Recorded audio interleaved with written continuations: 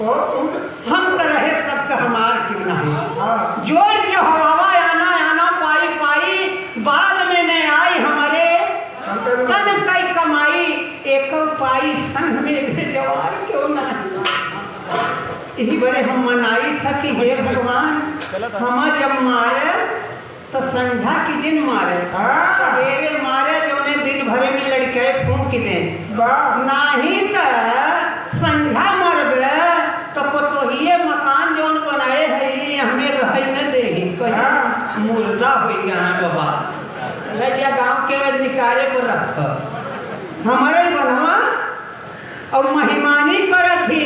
आज इस दुनिया से छूट गए, दाना पनिया हो गई, विदाई हो गई, पूरी महिमा महिमानी का होता पूरी शरीर जल के खोपड़ी बची बा जौन हरियर भोई भोई मारत है, मरे ऊपर बेटवा हरी मारत है।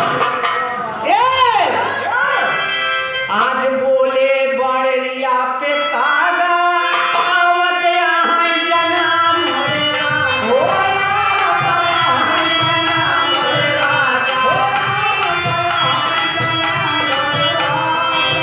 बोले आज बड़िया पे तारा आवत यहाँ जन्म रे राजा देव बड़ा में हो पिया घर नहीं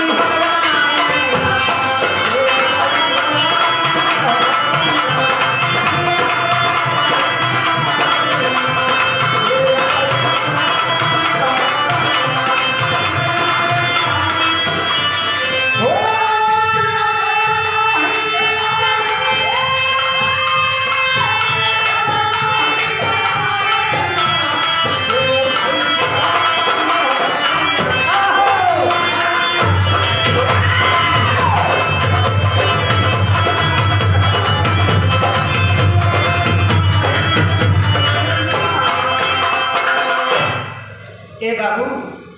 बड़ी बढ़िया गीत आप लोग सुने नोहर से। अब एक गीत यहर से सुन ले, फिर एक छोटा सा गीत गाय के उसके बाद एक बिरहा गाओ। देखे महाभारत से लेते हुए जवन द्रौपदी के सब कहत इनके कारण हो बाबू, इसलिए कहना है। एक दिन की बात है, एक दिन की बात है, धर्मराज के भीम देख गए। धर्मराज द्रौपदी के पैर में जल रहे, मेहरारू के पैर में जल रहे। भीम गुस्साई गए, कहाँ कहो ये धर्मराज है, मेहरी के गोड़ में जाता है। चली कन्हैया से कही, अरे कहैया के भीम सुन कृष्णा कन्हैया,